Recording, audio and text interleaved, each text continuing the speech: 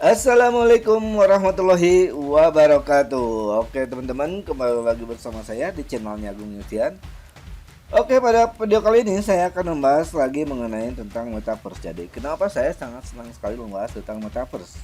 Karena ya, metaverse itu adalah masa depan dari sebuah internet. Jadi di metaverse itu memungkinkan penggunanya untuk mengambil sebuah objek fisik dari dunia nyata dan mengubahnya menjadi objek virtual di dunia virtual, dan semua itu akan terjadi hanya dengan satu klik saja teman-teman.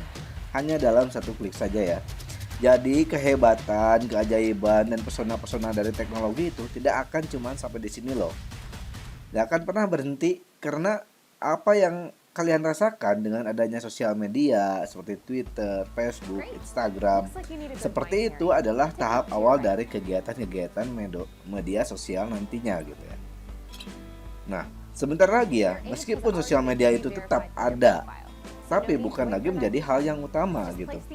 Mungkin nanti sebentar lagi akan muncul, bahkan sudah muncul era baru yang ketiga gitu, yang dinamakan yaitu sebagai metaverse.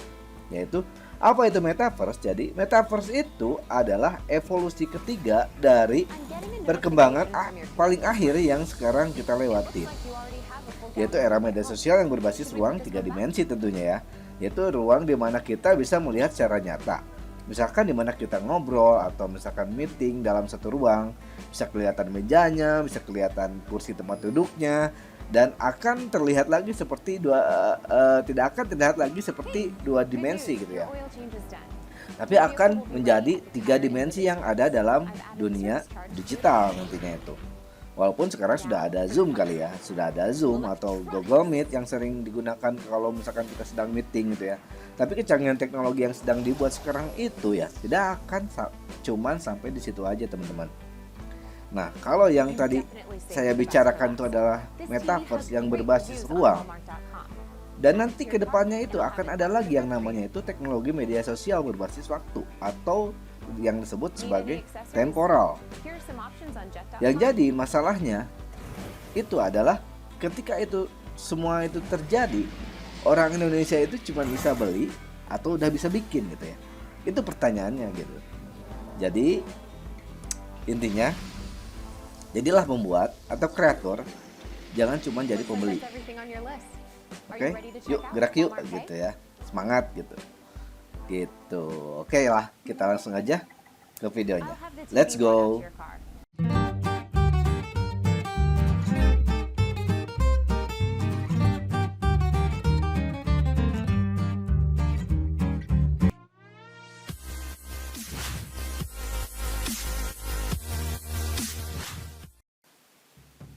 Oke teman-teman, ini di sini sebelum kita mulai ke pembahasannya gitu ya, saya akan melihat dulu di sini, bahas dulu mengenai tentang market cap ya, market cap dari cryptocurrency. Kondisi sekarang itu market capnya itu crypto itu cuman ada 1,001 triliun US dollar ya, atau mengalami peningkatan lah 1,8% lumayan ya. Dan kemudian untuk si Bitcoin itu mengalami peningkatan sebesar 1,37%, Ethereum 2,54%, Solana di berapa ini? 1,91%, Uniswap 2,31%, dan Luna US dollar yaitu sebesar 0,20% gitu ya. Oke, sekarang nah ini yang kemarin ya, yang kemarin saya bahas di video yang kemarin.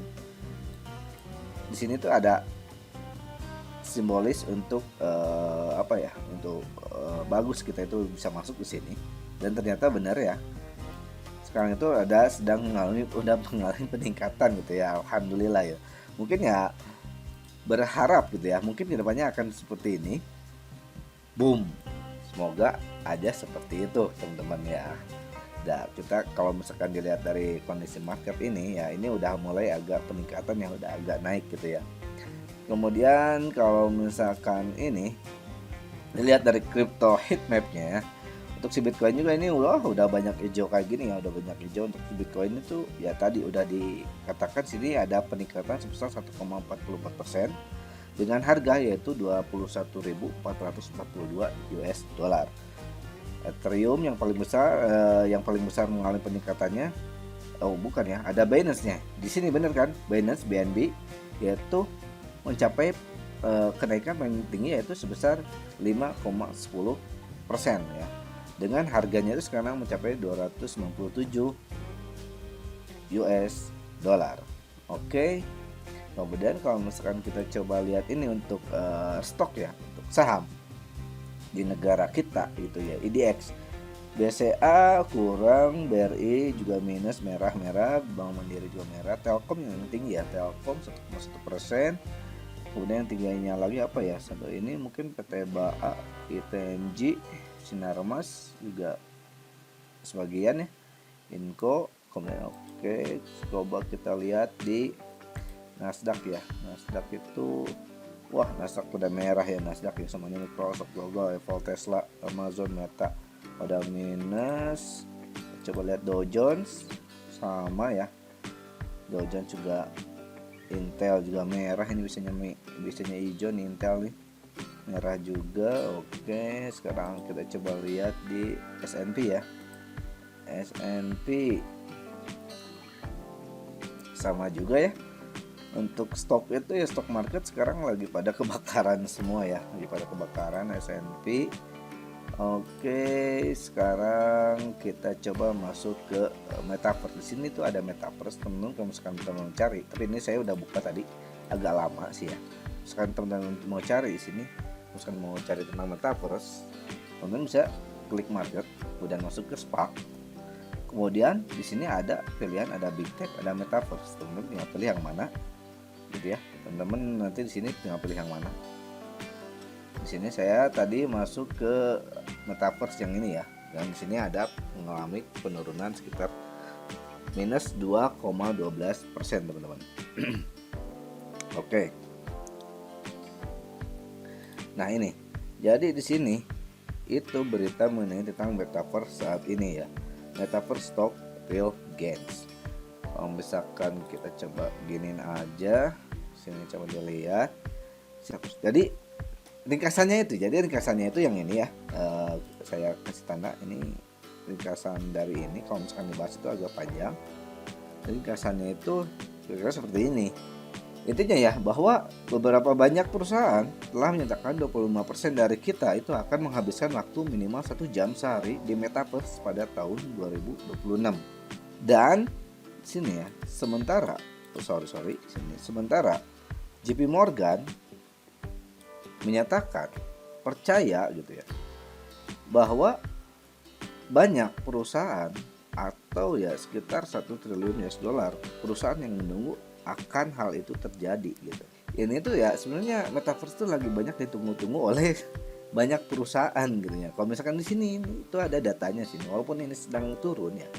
Sini perusahaan yang udah berkecimpung masuk ke dalam metaverse itu udah banyak banget ini.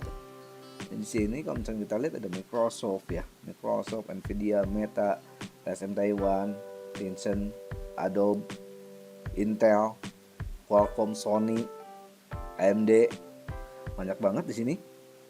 Kemudian ini simbol distributionnya. Jadi 87% itu masuk ke sahamnya. Kemudian 10% itu masuk ke deposit ya. Kemudian 10% itu masuk ke obligasi, 3%-nya.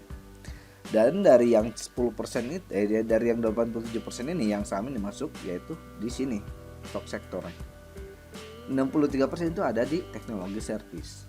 Kemudian 25% ke elektronik teknologi.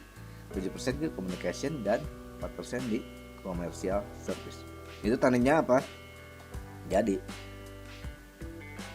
sebanyak perusahaan yang sebanyak ini itu sangat sekarang tuh lagi sedang berlomba-lomba dalam menciptakan suatu teknologi service dan elektronik teknologi ya untuk di metaverse gitu ya.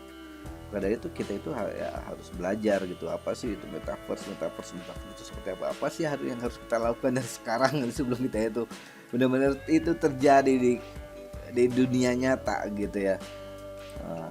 Kalau misalkan terus ini juga bagus nih, ada berita juga bagus dari Bapak Erick Thohir ya. Di sini menyatakan ya, ini di Instagramnya Hello Investasi ya, ini bagus juga ya nih. Di sini kalau misalkan dilihat itu sampai ke 2885 like ya. Jadi jangan salah pilih jurusan. Erick Thohir memperingatkan 9 pekerjaan ini akan hilang di tahun 2030, yaitu tenaga jasa penyiapan makanan, tenaga administrasi perkantoran, tenaga jasa transportasi, traditional farming, fishing and forestry, construction and extraction, tenaga produksi non manufaktur non auto, kemudian sales dan bidang terkait, social manager. Ngeri nggak? Ya. Dan ini adalah menurut Bapak Erick Thohir, pekerjaan ini akan populer di tahun 2030, yaitu data scientist dan analis, artificial intelligence expert atau AI, software and game developer, blockchain developer, market research, digital marketing, bioteknologi, digital content atau YouTuber, TikTok dan sebagainya, dan kreator gitu ya. Dan di sini ada analis big data. Ini yang mungkin nanti bakal populer, bakal banyak dicari gitu ya. Sekarang juga udah kelihatan. Kalau nggak percaya teman-teman coba buka aja di Jobstreet atau misalnya di Locker apa gitu ya. Untuk yang inisialnya itu di bidang kayak IT, itu pasti harganya itu mahal, tinggi. Untuk sekarang itu soalnya masih masuk ke dalam sini, sistem software sama AI yang mereka butuhkan. Mungkin nanti akan masuk ke sini semua. Sepertinya seperti itu gitu. Oke. Kemudian ada lagi di sini, yaitu Twitternya dari mana ya? Sini tadi itu Bapak Sandiaga Uno sini. Nah, ini keren juga nih ya.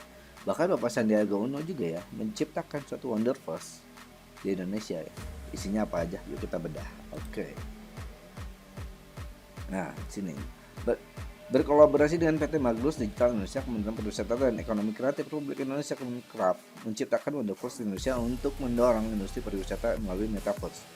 Menperkraf Sandiaga Uno menargetkan 40 juta ekosistem Perkraf masuk Metaverse dan berharap menciptakan 1,1 juta lapangan pekerjaan baru tahun ini dan 4,4 juta di tahun 2024. Gila, enggak? Nanti itu banyak yang kerjanya itu ya di rumah gitu ya, online, bukan kayak masuk kantor lagi. Itu mungkin nanti kayak pabrik-pabrik itu udah hilang, nanti pasti setengahnya itu 50% bakal dipangkas gitu. Kemudian Wonderverse untuk memfit in semua dari total 40 juta ekosistem masyarakat yang ada di Perkraf ini untuk masuk di dunia Metaverse, belum dari segi promosi musik, belum juga dari coding, programming, updating dari Wonderverse Indonesia. Kemudian nantinya Wonderverse Indonesia akan terbagi menjadi 4 bagian, yaitu lobby, tempat berinteraksi dengan hewan endemik, galeri lukisan dan seniman Indonesia, serta tersedia layar lebar untuk memberikan informasi menarik yang akan datang. Kemudian yang kedua, Wonder Fun Land, tempat beradanya berbagai games khas Indonesia serta hiburan seperti pertunjukan wayang, tarian-tarian dan sebagainya. Kemudian yang ketiga, Wonder Good Land, tempat bertransaksi barang-barang khas Indonesia yang dipasarkan oleh para pelaku pariwisata dan ekonomi kreatif. Kemudian yang terakhir, Wonder Real Land, tempat membeli tiket penerbangan, hotel dan akomodasi untuk mengunjungi Indonesia sesuai destinasi yang diinginkan. Kemudian kalau misalkan kita coba lihat di sini, ini yang Kemenparekraf ya, pariwisata dan ekonomi, jadi Indonesia lewat Metaverse nih, sini nih, ini tuh ada postingannya ini pada tanggal 20 Agustus kemarin, cara baru nikmati pariwisata tanah air lewat dunia Metaverse. Ini keren ini. Oke, Kemenkraf berkolaborasi dengan PT Magnus Digital Indonesia menghadirkan Wonderverse Indonesia. Platform ini menjadi upaya pemerintah mempromosikan sektor pariwisata dan ekonomi kreatif Indonesia ke kancah internasional melalui dunia virtual. Apa aja di Wonderverse tadi ya. Kemudian di sini itu adalah dari Bapak Erick Thohir ya. Thohir meminta agar Metanesia ekosistem Metaverse besutan PT Telkom Indonesia tidak hanya menampilkan produk-produk generik, tapi harus yang unik termasuk produk-produk UMKM dari seluruh Indonesia. Erick Thohir ingin Metanesia jadi rumah untuk produk UMKM seluruh Indonesia. Itu dia. Jadi apa sih pesan dari video ini yang bisa teman-teman ambil gitu ya? Jadi intinya gitu ya. Ayolah kita bangun. Ayolah kita mulai dari sekarang ya gitu ya. Jangan malu untuk berkarya gitu ya. Jangan malu untuk berpikir kreatif gitu ya. Karena ya masa depan kita itu ada di tangan kita sendiri gitu ya. Jadi buah yang akan kita nikmati di masa depan itu adalah hasil dari apa yang kita tanam pada saat sekarang. Oke teman-teman, oke, ayolah kita gerak, ayolah kita semangat ya untuk menyambut metaverse di masa depan, buat kita, buat keluarga kita, dan buat anak-anak kita. Mungkin begitu aja untuk video kali ini. Semoga menambah wawasan dan bermanfaat bagi teman-teman semua. Oke, happy next weekend. Wassalamualaikum warahmatullahi wabarakatuh. Terima kasih.